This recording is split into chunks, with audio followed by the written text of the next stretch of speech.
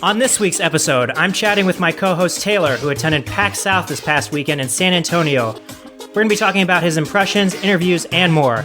Today is Wednesday, February 3rd, 2016, and you're listening to the 1P versus 2P podcast.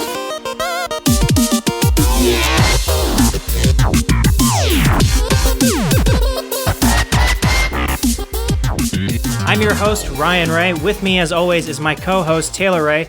Let's get right into it. Let's talk about PAX South. Taylor, give me some initial impressions of the show. Yeah, so this was my first actual PAX event I've ever been to. I got the hookup from my brother-in-law, so I was quite impressed. It's sort of in its infancy. It's only the second year that they've hosted this thing. PAX has been around since the mid-2000s, but for San Antonio, this is only the second time they've hosted PAX South. And you can sort of tell that by looking at the main expo hall and the panels that they're offering throughout the weekend. But even still, it was really enjoyable. I had a great time.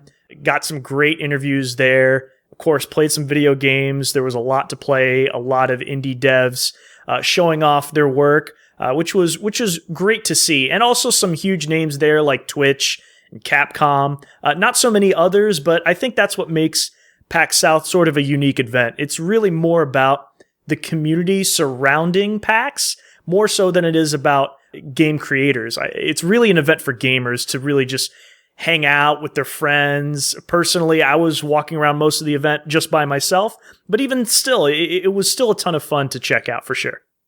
Yeah, this is PAX has always really been more about the people. E3, it's everybody's dream to go to E3, but E3 has really become more of a trade show, and some deals are made, and E3 has become really more for developers and big announcements, whereas events like PAX South are really more about seeing the technology and letting the public kind of get their hands on stuff that may be up and coming. Right, exactly. Yeah, I mean, before PAX even existed, there wasn't really a good central place for people to go check out games in person, and even just like hang out and network with fellow gamers. Like the only place in the US and Canada even to see exhibitors and new games that were coming out was E3 for so many years. So and that was only for industry insiders for so long. I think there was one case where the general public could participate. But yeah, PAX is really about the public. So it has less of the insanity of like a true game industry expo, and more, it's really more about the community. And I know that's hard to put into words, but it's really about networking and hanging out with other people to play video games, not necessarily to see like the huge AAA titles that are being announced. Nothing new is really announced at PAX. All right, so let's talk about some of the bigger sponsors that were there. I know Intel was there. I know you had an interview that's going up on our site, 1P versus 2P.com. Talk a little bit about what Intel showed you. Yeah, that was a great interview. I was really impressed. Intel's booth was sort of near the front. As you walk into the main expo hall, everything bottlenecks right at the Twitch booth, which was the first thing that you see, which was sort of obnoxious. But then right after that, you see Intel's space. And it was actually pretty neat. They were showing off a lot of their new hardware. They were showing off the Razer Blade and a lot of their technology that's integrated in other manufacturers' products. But the thing that was most impressive was that there was this line forming to sit down in this chair surrounded by all these lights. And there was this guy walking around whoever was sitting down with a tablet. And I was sort of watching what was happening. I really couldn't figure out what was going on. So I talked to the marketing manager there, and let me just say a special thanks to Mike Katz, who I interviewed. And like you said, that video is up on YouTube, and we're going to be posting it on our site, 1pvs2p.com. Also, the link will be in the show notes. But let me just say that he was really showcasing the Intel RealSense 3D tech that has only been out officially in December. And basically what this thing does is, it takes a 3D model scan of your head or body. There were a lot more people that were doing just their head than their entire body. But they were physically walking around. It took about 3 to 5 minutes for them to do that. They walk around you completely in a 360-degree motion. And they have like a 3D generated model of your face or body. And then you can use this third-party software called Uranium, but it's actually spelled URANIOM, a little weird, but they're in this beta phase where this tool can put that 3D model you scanned in into video games like Fallout 4, GTA 5, Skyrim. And what was neat about this booth is that as soon as they scanned your face, they could put you directly into that uranium, spit it out, and you can play as yourself right there on the spot within the booth. And also, they email you the INI files and some other mod files that you can use outside of uranium, so you can do this on your own, which I thought was a really, really cool concept. Like, you're not just going to be playing it for the 1 or 2 minutes that you're at the booth. You can go home and play with your 3D scan of your model, which I thought was a really, really cool concept. So I got to talking to another person from Intel there who she's like an expert Fallout modder. So she was showing me off all the crazy mods that she's created, but she actually put herself in there. And so it was kind of fun to see her standing next to her mod on screen. That was pretty neat for sure. Yeah, it seems kind of like a mainstream version of what EA has been doing with their game face technology that they've been putting for their basketball games, where you can kind of take a picture, send it to EA, and then they put it in the basketball games. I really am curious to see how Intel will integrate this into PC games. You know, like you said, a lot of the games that they're focusing on seem to be the games where you create your own player, like in Fallout 4, like in Skyrim, like in GTA. And I would really like to see these create a player modes really evolve. And the mods on the PC have always been kind of this weird space where a lot of the stuff is really hard to do, or it's too complicated for your average PC gamer to really figure out. And I think if Intel and other hardware and software manufacturers get into this technology where you can map your face and you can kind of do it on your own, we really don't have to rely on other people to put our own faces in games. And I think add another dimension to games that people can really get into. Yeah, absolutely. And I did a little bit of research after I did that interview, and Uranium seems like a pretty intuitive tool. Like, it seems pretty user friendly. It's very much like a plug and play. Like, you have the scan of your face or body, and it seems pretty easy to do. And I even asked that question to the Intel guy. Like, is it really that easy? Is it really that straightforward? Or am I going to have to be a programmer, be a true modder to really enjoy this tech? But according to him, he said no. The whole point of this technology that Intel is putting out there is that it gets into the hands of the gaming community, and that's what they were showcasing mostly at their booth. That's why they were there. So I was really super impressed by that. And in fact, I did sit down for a scan of my model. It's not on the video that I posted, but I'm waiting for the email from them with those files so I can check it out for myself. But from what I could tell, what I've read online about Uranium, about that third-party software that's right now in beta, it's just using consumer-grade webcams and 3D sensors on a lot of pretty affordable tablets from what I saw, even some all-in-one PCs. So, Intel, I think they're doing a great job so far of trying to get into that gaming market. I also saw a quick demo of a product of a webcam, which basically filters your background out as you're facing the cam. So basically, instead of using a green screen, and if you're a Twitch broadcaster, streamer, whatever you're doing, it automatically removes anything that's happening behind you, so you can just get your face to appear in the foreground, which I thought was pretty cool tech. Like, it's just actively scanning your face and looks at your angles of your hair and your shoulders and your neck and your ears and whatnot. I thought that was pretty neat technology too, for sure. All right, since we're already in PC land, let's talk about the presence of PCs at PAX South. Did you find that there were a lot of people checking out the PC hardware? Were there any exclusive games that they were showing?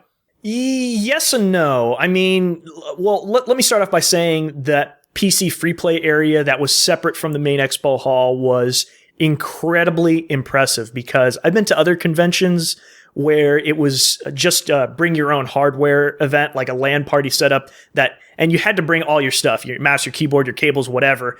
And PAX South had, I want to say, somewhere between 50 and 75 machines set up by Intel. Actually, Intel was also the official sponsor of that space.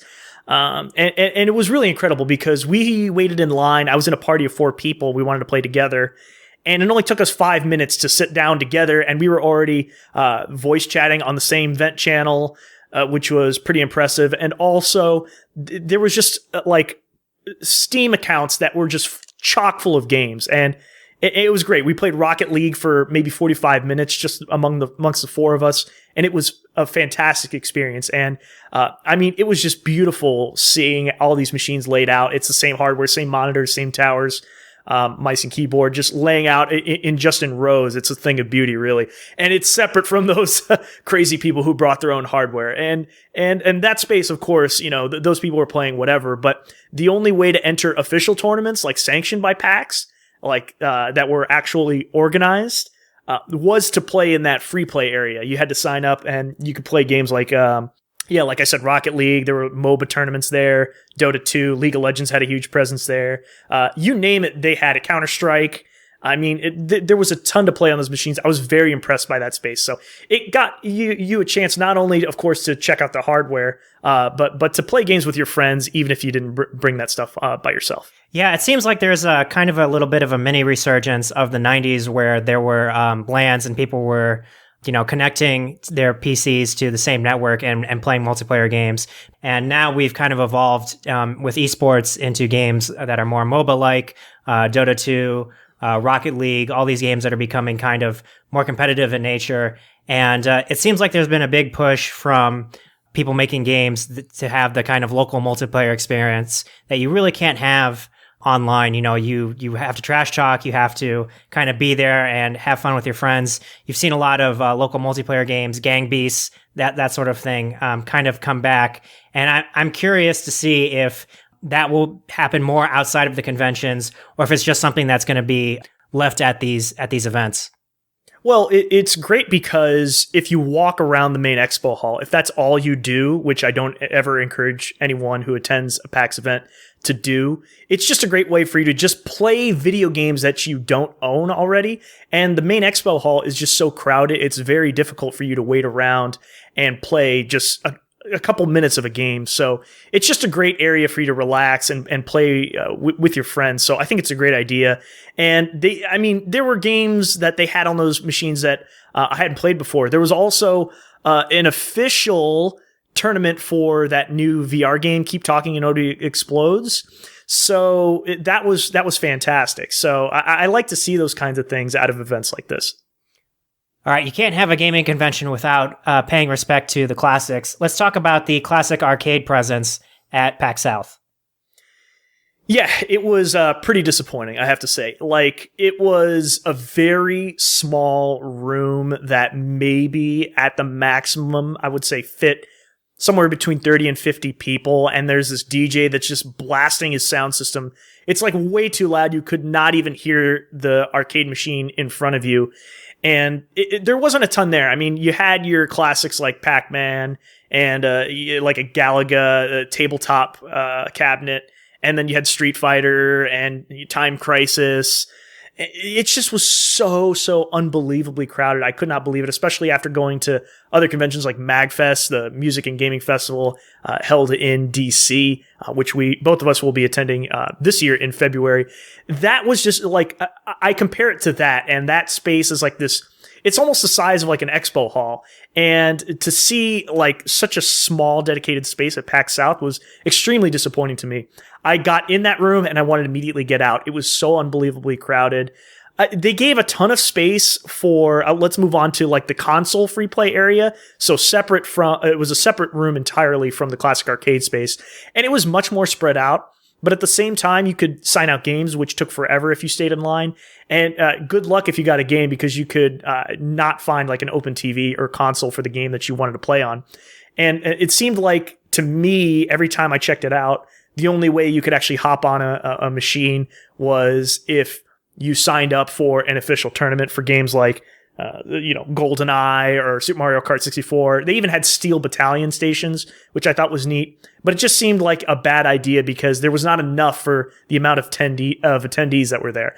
That being said, though, in the main expo hall, there was a huge arena space, is what they called it. And I think it was an official sanction tournament for Smash only. They had a huge projector set up and a ton of spectators over in that area. And that was more like an esports vibe over there. There weren't just casual players just playing for fun.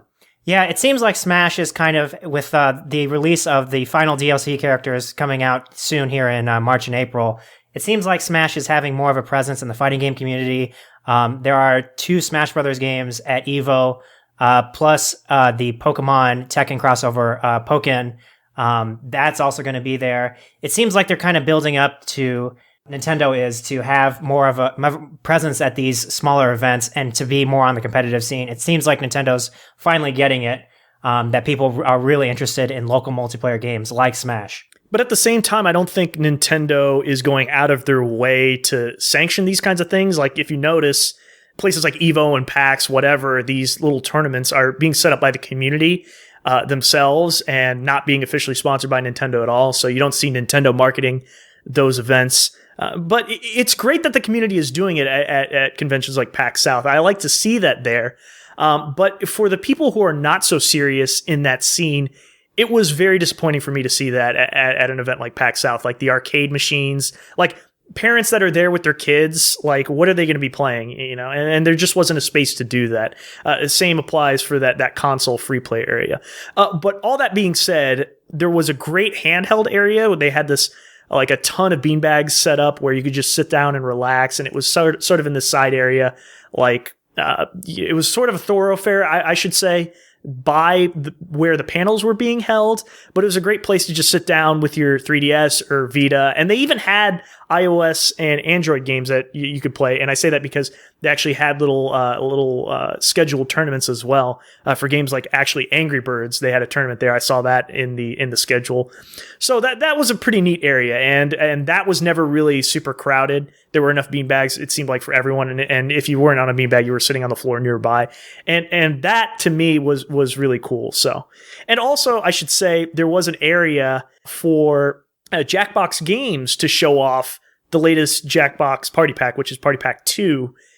They had this projector with a laptop set up in this general area outside one of the main theaters, and that was fantastic because you just had this roped off little area where you could just casually sit down and pull out your smartphone. And from what I can tell, most major carriers, like, the signal wasn't being blocked, and at a lot of events like these that are huge, nobody can get cell phone signal, but in this case it was okay for everyone. And that I thought was a great idea. And I actually interviewed one of the vice presidents of creative, actually, at Jackbox Games, and we'll post a link to that in the show notes. That's up on YouTube as well. Just chatted with him briefly about the Jackbox Party Pack. So I love those games, and it's great to show that game off at an event like this. A ton of people were just cracking up, like laughing all together in a crowd like that. All right, so you mentioned Jackbox Games. What were some of the other smaller indie devs that were showing off games at PAX South? There were a lot of indie devs that were really crammed into the main expo hall. And a lot of ones you may never have heard of. And to be honest with you, I was too busy walking around to really thoroughly play a ton of them. There were a few highlights there, though. I mean, let me just give you some context. There aren't a lot of major publishers that were at PAX South. I mean, there was no Sony, no Microsoft. I think Microsoft Studios had a small presence there, but Nintendo, no, not there. Gearbox, which, as I understand it, is like San Antonio is right in their backyard. They didn't show up, except I think the lone exception really is Capcom. That was there. They were showing off their games, like the latest Street Fighter V beta build. They were showing off, so you could walk up and sign up and wait in line. And they had a ton. I mean, you didn't have to wait for long. They had a ton of TV set up for that. Resident Evil Umbrella Corps, which I didn't get to play, but I was looking over people's shoulder. And from what I could tell, it's sort of like a modern shooter, like Battlefield and Counter-Strike, and not so much like that Operation Raccoon City game that everyone hates. So it looks like a pretty neat multiplayer shooter. So I can't wait to see more of that when they discuss it more. But as far as indie games, like you talked about, some other smaller devs like Tiny Build Games, which just put out Punch Club, which they were showing off a lot there. And Devolver Digital there had a huge presence. Unfortunately, I didn't get a chance to play around. Those booths were pretty popular, pretty crowded, so I didn't want to wait in line for them. I will say, though, Ryan, I want to talk about this one game that I thought had a lot of potential. It's called Warbits. It's an iOS game, and basically, it's the Advance Wars you never knew you wanted. Okay, And I can't say enough about it. Like the aesthetic, it feels like genuinely like an Intelligent Systems game. Like it's very polished from what I can tell. They've had several years of development, and now it's finally ready to come out sometime this spring. They don't have an official release date yet, but the touch controls seem excellent. The aesthetic, it has this quirky, humorous feel to it, just like the other older Advance Wars titles. Yeah, and a lot of the units are function in the same way. You're capturing the cities the same way with infantry.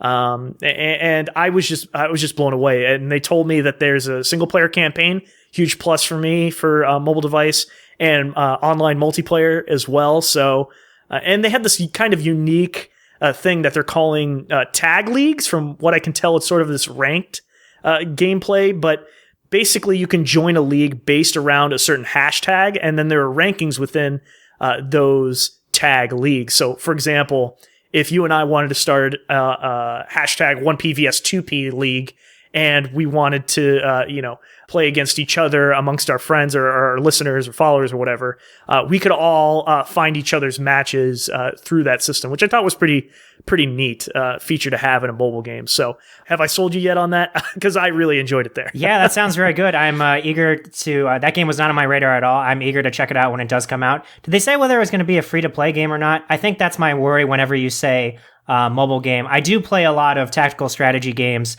on my phone.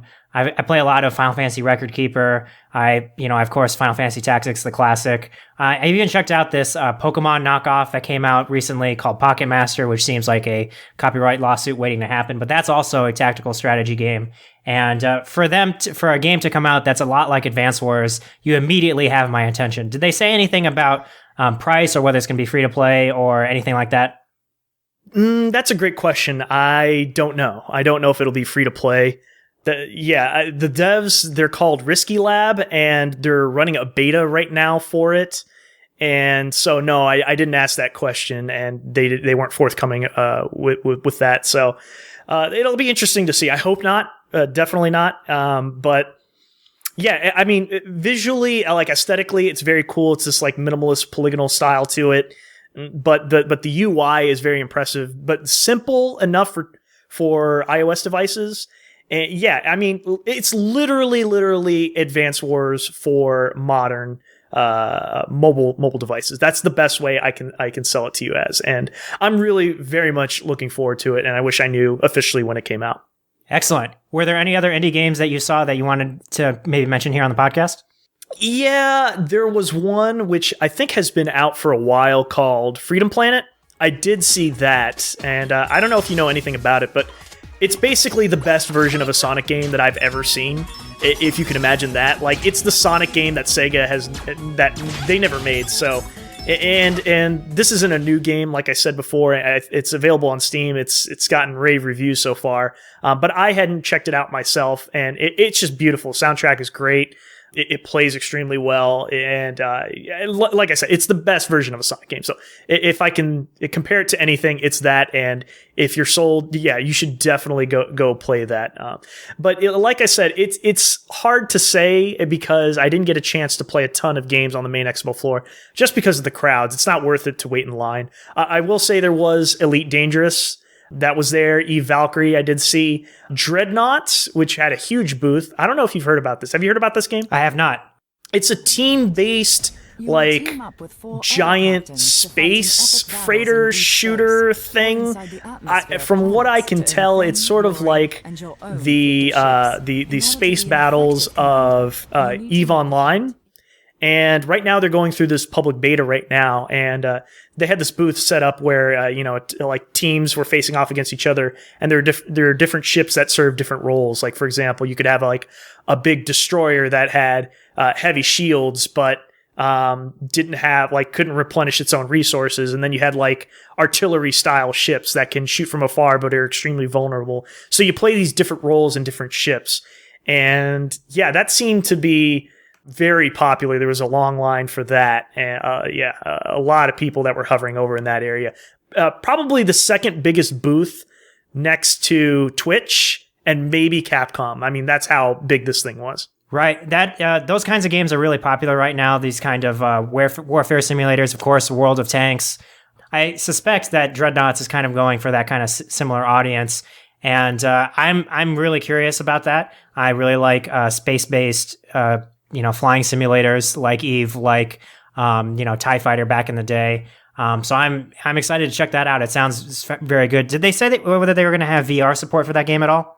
Good question. I don't know the answer to that. I do know it's coming for PC. It's supposed to be coming out sometime this year. Like I said, they're right now in the beta, which you can actually go sign up for. From what I quickly looked it up, it's the developer is Jaeger Development, and the publisher is Greybox Games. And the site is playdreadnought.com, but it's Dreadnought spelled DREADNOUGHT.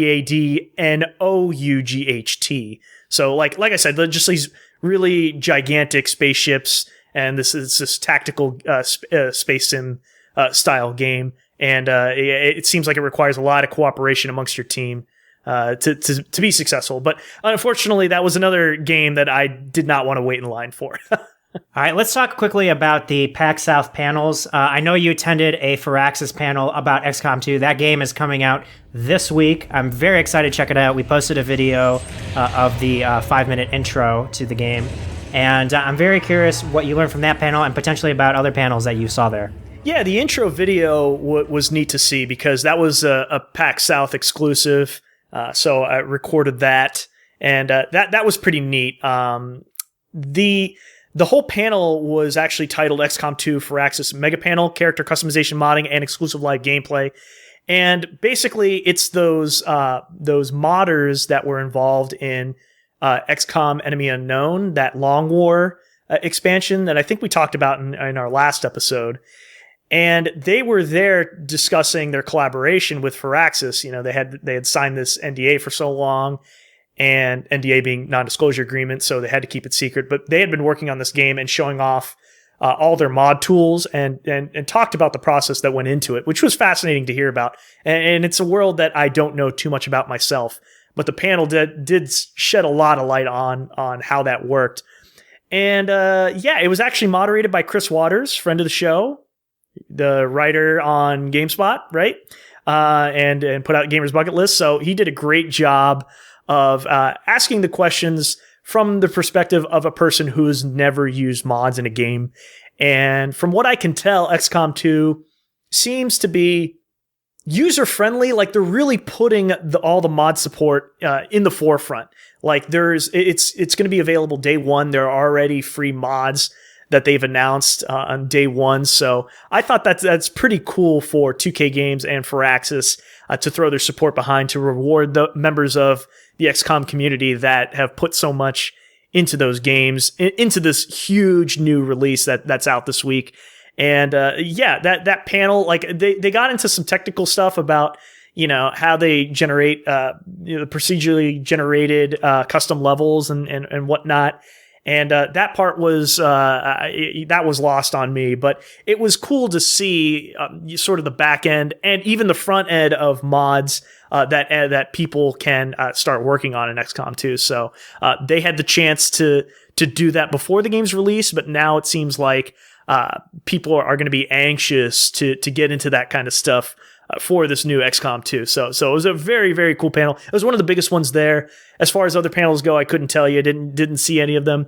But what I heard from other attendees was that they were pretty lackluster, a little unfortunate. But and what I could tell from the schedule, didn't have a lot of meat to them. Like, a lot of them were just town hall kind of style, or somebody ranting about something. There was a Cliffy B story time panel, which I heard wasn't very good. So, kind of what I said before, the focus in PAX South is not to, it's about the community. It's about getting together and playing games with your friends. It's not necessarily to hear and network about the games industry in general. Like, the focus is definitely not on developers and publishers. I don't know if I got that point across, but it's a very casual scene. Cool. And just one final question, Taylor. I am not somebody who typically attends gaming conventions. Do you think PAX South and other events like that are worthwhile for your average gamer? That's a great question.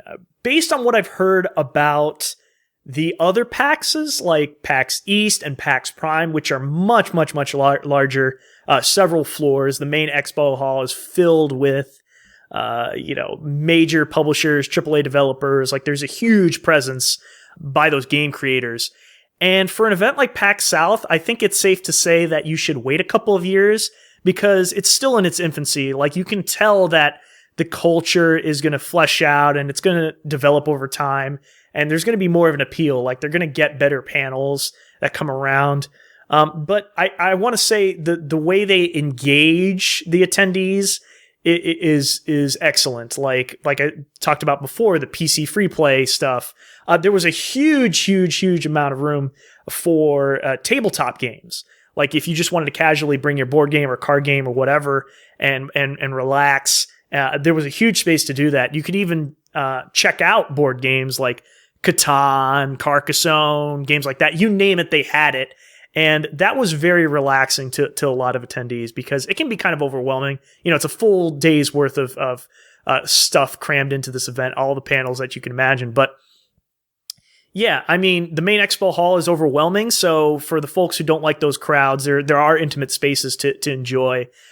But if you go out and seek, like, I want to break some news about a new game that's announced, you're not going to find it at PAX South. You might find that at PAX East and you might find that at PAX Prime. You're not going to find it at this one. And since it's only its second year, you should give it time to flesh out. But let me just say, San Antonio, great place to host it. Like a good nightlife, good food down there. The weather's amazing, especially in January. Like, that is a great place to host it. For people who, don't wait, like the 5 minutes before PAX Prime, PAX East, like they sell out of their tickets, like lickety split. Like, PAX South seems like a good in between for those folks for sure. Interesting. It sounds like it's going to be a wait and see event for a few years until they kind of get a little more attention, a little more of their act together. But I'm definitely curious to see how this event will evolve and other events like it. The gaming convention calendar there's no shortage of gaming stuff to go wherever you live. And it seems like it keeps growing year after year. So I'm curious to see how PAX South will evolve. Taylor, any final impressions from the show? Yeah, I will say I was shocked, absolutely shocked to see such a huge Twitch presence there. And because probably I'm an old curmudgeon that's been playing games for, let's say, 20 years, like, I was shocked to see that there was like a huge booth right as you walk into the main expo hall. And that's where like a lot of people flock towards, which was frustrating because then you have to navigate the crowds to see other stuff. But I mean, like there were like autograph sessions from streamers. They were constantly streaming, games directly from their booth. I could not name one celebrity there. Like I just couldn't do it. So to me, that was a huge miss for me personally. But I did not know they had such a huge presence at PAX South. So people were waiting in lines for autographs, and I couldn't even recognize any one of them. Yeah, that was probably the biggest like corporate shill of the whole place in general. I mean, I mentioned Capcom and Intel before, but like, man, the Twitch just. Yeah, I don't know why I didn't expect that, but it was the biggest booth there. I was very surprised to see it at an event like PAX South. I would have expected to see something like this at E3 and CES. All right, well, thanks for sharing your thoughts, Taylor, on PAX South. Look forward to attending more conventions like that in the future. Taylor and I, of course, will be going to MagFest in a few weeks, and we'll have more to say about that and our plans for that coming soon. That's it for this week's show. Please subscribe, rate, and review us on iTunes and Stitcher. It's a huge help. Yeah, definitely. Let us know what you think. If you're a dedicated listener, we'd love to hear what you think of our show. Also, you can listen to us on your favorite podcast app, like SoundCloud, TuneIn, Player FM, whatever. You can also subscribe via RSS on our site, which is 1pvs2p.com. Of course, you can always like us on Facebook, facebook.com/1pvs2p. You can also follow us on Twitter. We're very active on there, at 1pvs2p_podcast. We want to thank Phonetic Hero for the use of his songs for our show. They're part of the compilation project Chiptunes=Win. As always, thanks again for listening to the show. We will be back next week with more gaming news and topics to talk about. See ya.